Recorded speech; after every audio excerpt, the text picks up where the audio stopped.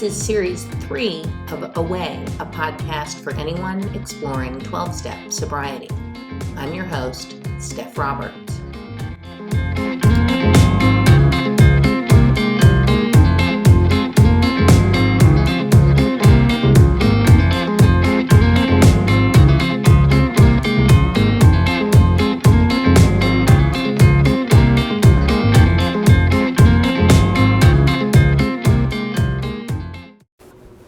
Hello! I am so sorry for the very, very, very long break from recording. I really needed a break. Not so much from the recording, but just from everything. Work was crazy for a while, and then, stuff going on in my personal life that is hard. Financial stuff that is very anxiety producing. And I grew up with a lot of anxiety around money. My parents' marriage was very much affected, I think, by financial situations. And I have tried not to let that happen in my own marriage because we're both people who work hard and stuff happens, and blame is unhelpful, especially when you love each other. So anyway, we're working it out and figuring our way through, and probably refinancing the mortgage, stuff like that. But it was a little stressful, and then I got a little sick, and just tired. I was tired, and I'd come home and not feel like recording anything, not feel like doing anything, do a lot of lying around. Although I will say I spent a little bit of time, I think I mentioned this before, I spent a little bit of time redoing my own bathroom, which was incredibly fulfilling. Because kind of like podcasting, not like podcasting because it's manual labor, but like podcasting, you have a very real result. You have something that you've created or done yourself that isn't just theoretical, that isn't just thought. I don't know if it's just my personality or it's in part where I work, which is I work with intellectuals and thinkers. But I crave the manual labor. I crave the actual production of a thing, a useful thing.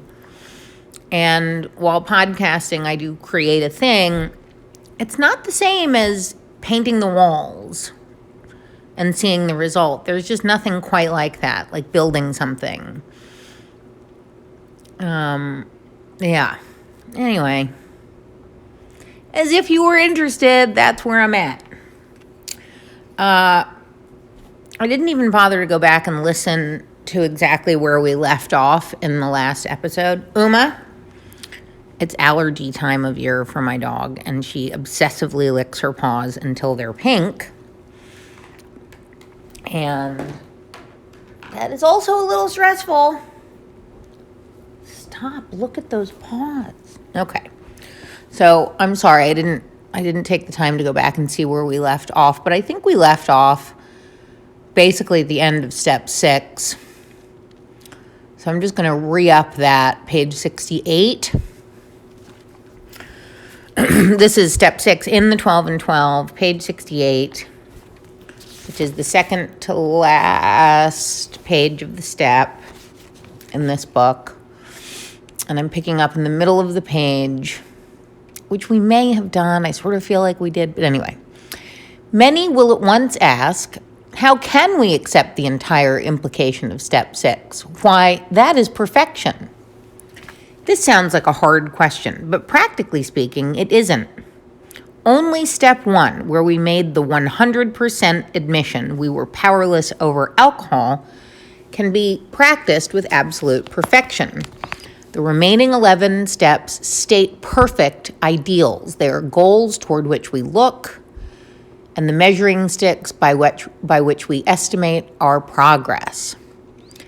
Seen in this light, step 6 is still difficult, but not at all impossible. The only urgent thing is that we make a beginning and keep trying. So that is actually, I think, a really good paragraph and a good description of what we've talked about for step 6. Becoming willing, admitting that there might be some other things you can change. It's not really about much more than that. And remember, they use the word, or Bill uses the word, perfect ideals. Ideals exist only in the imagination. Ideals are, that's literally the definition. They aren't necessarily possible. There's something to strive for. And I think I've said this like in 100 million podcasts. Not that I've made 100 million, whatever. I've said it over and over again, like meditation is called a practice for a reason. Yoga is practiced for a reason. Because the idea there is that there is no end to the pose in yoga. There is no perfect state in meditation. You are always practicing these principles in all our affairs. It's not being perfect all the time. But I think, so step 6, we're sort of saying, I have some things that I should change. And I'm willing to consider changing them. Okay, let's keep reading. If we would gain any real advantage in the use of this step on problems other than alcohol, we shall need to make a brand new venture into open-mindedness. We shall need to raise our eyes toward perfection and be ready to walk in that direction. It will seldom matter how haltingly we walk. The only question will be, are we ready? So let's look at that word, open-mindedness.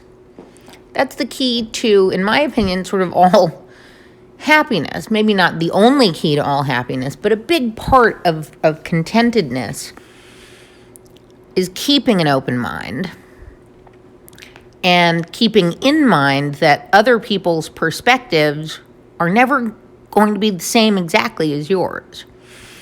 And we might scoff a little at Bill saying open-minded, but for his time, he was open-minded. He is not by today's standards, but we can't hold every historical figure up to today's measures, right? That's not fair. Like, progressives 100 years ago look very different from progressives now, but they were fighting very different battles.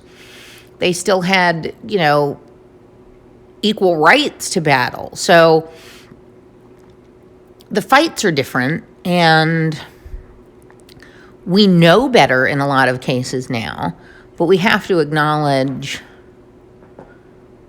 the forward thinking of many a man and woman in the context of time.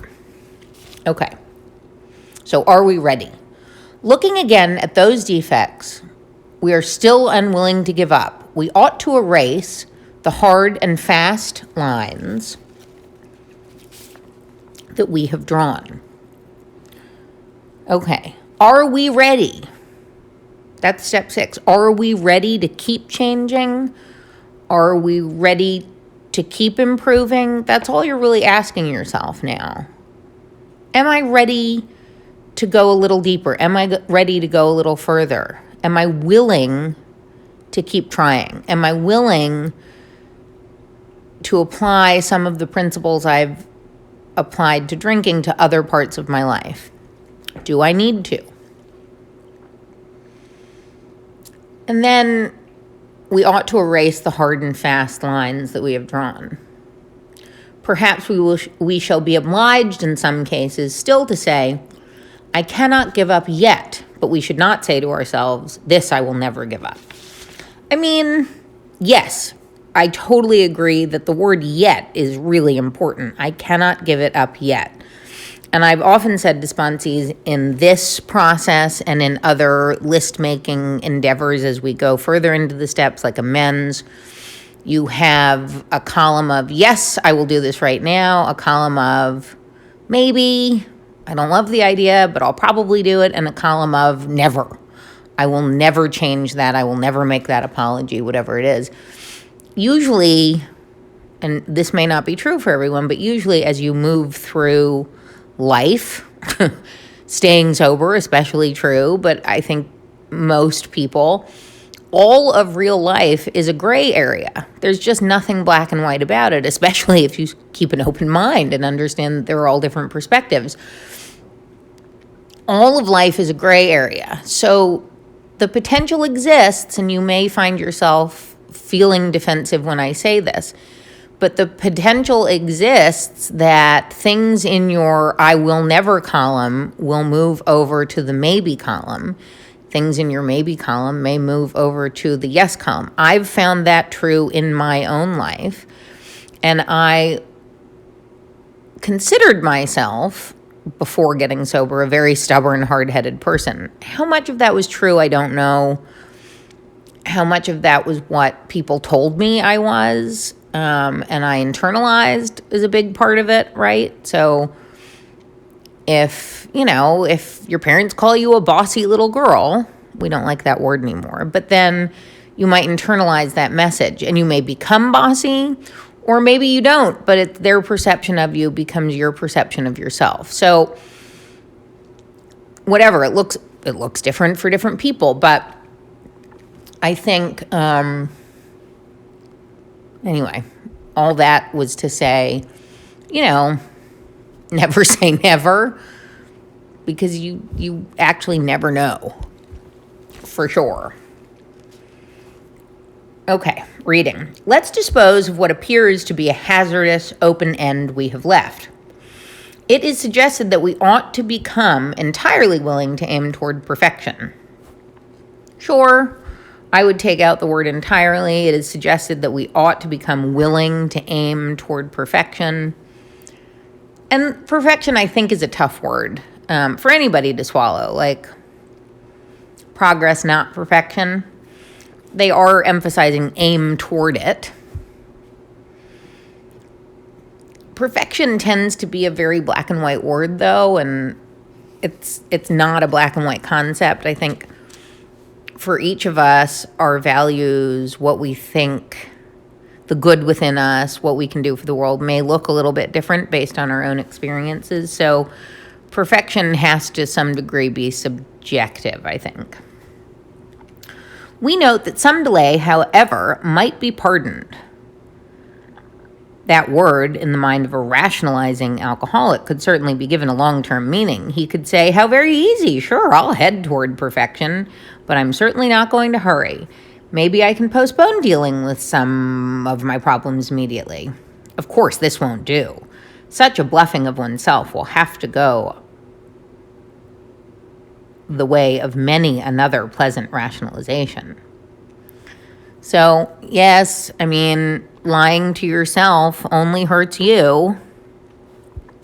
But at the same time, I think be realistic in your goals. I don't think you have to say everything in my list of things I want to change has to be changed now. Right? Pick one. Look at the things you know you need to change and that you're willing to change now, and pick one and work on it. Remember, we talked about this like cognitive behavioral therapy. So it is difficult to embark upon, even though you know you need to change them, to like, I'm going to change everything at once. That rarely works for anyone. Again, that's that like black and white thinking. I'm going to do it all now. That's not real life. Real life is, I'm going to change. One thing I wanted to change really early in sobriety, my experience, was self-loathing.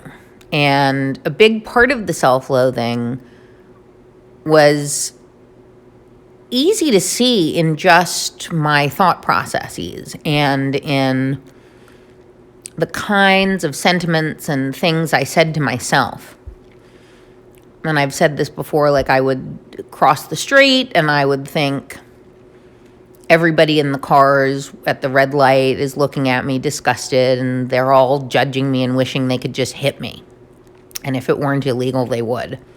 I mean, let's talk about how crazy that thought is. But also, like, it was a very easy thought to identify as a quote-unquote defect, a damage, and work on changing, work on rewiring. So whenever thoughts like that, or that one specifically, came into my head, I would stop and say, that's not true. A, really nobody's thinking about you or judging you.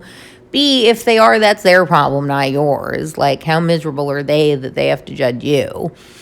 And C, it's just not true. Like, you're not a disgusting, horrible person. I'm good enough, I'm smart enough, and gosh darn it, people like me. It is a cliche, but for a reason, it works. It works to rewire your brain, to replace the bad thought with a good thought. And at first, when you're doing it, it may seem really contrived,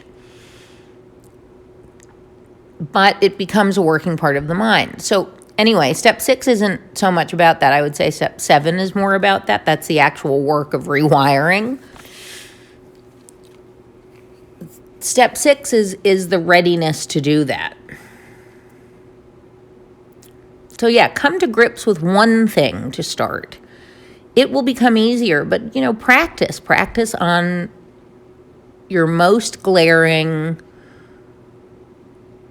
problem, the one you want to change the most.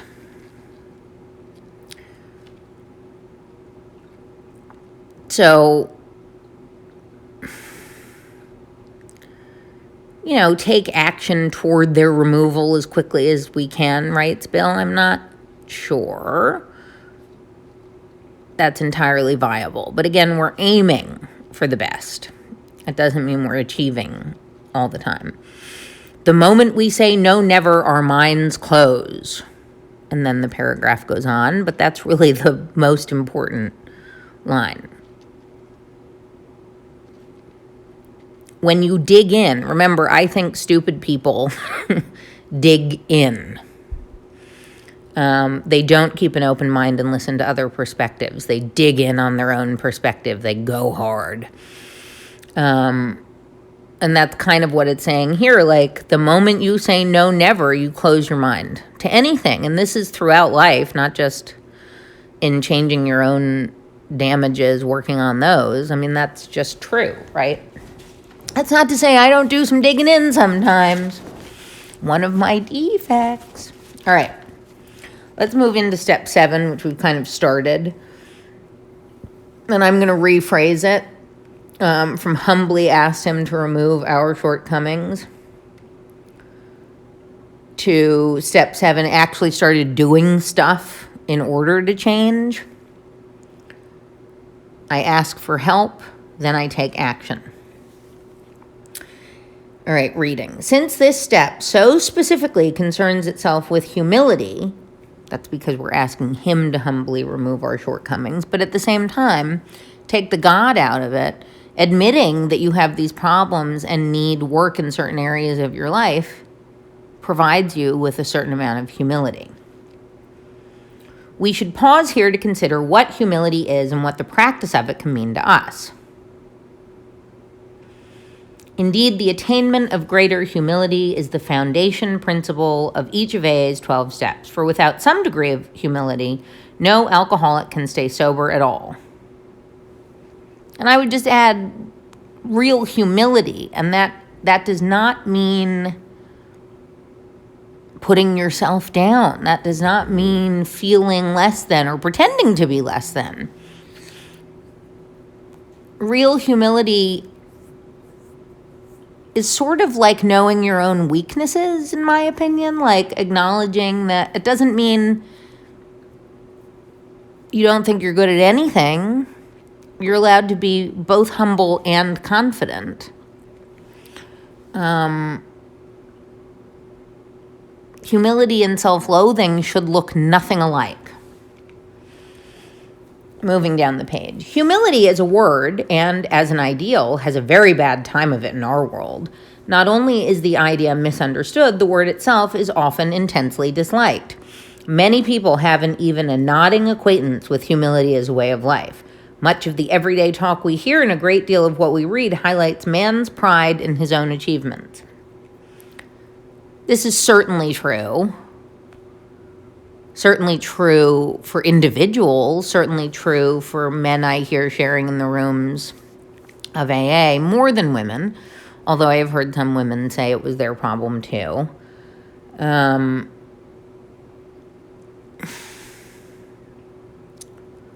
not sure, though, for everyone, it's a lack of humility that's the problem. Again, it's that, like, overly humble, and not in a disingenuous way. That's sort of like self-effacing, like overdoing it. Some people would say people-pleasing in its negative sense. Yeah, I mean, I think it's a tough one. It isn't about humility for everybody, or humility isn't the same for everybody. What it looks like isn't the same. It may, for some people, mean actually gaining confidence in the right areas, setting boundaries in the right areas to take care of yourself so that you can be a better human in the world, ultimately. And then they go on to blah, blah, blah about how scientists aren't humble enough, but where would we be without them?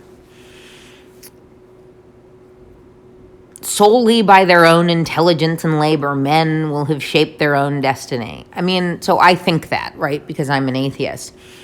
But I don't think that's lacking in humility to think that you have to take a very active part in shaping your destiny and a very active part in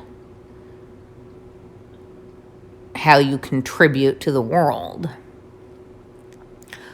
I'm not certain that personal responsibility needs to be considered unhumble. Again, I always feel like they're mistaking confidence, self-confidence with arrogance. Anyway, moving down. For thousands of years, we've been demanding more than our share of security, prestige, and romance. When we seemed to be succeeding, we drank to dream still greater dreams. When we were frustrated, even in part, we drank for oblivion. Never was there enough of what we thought we wanted. I mean, I think this needs a rephrase. It's not untrue, certainly not untrue for everybody. I think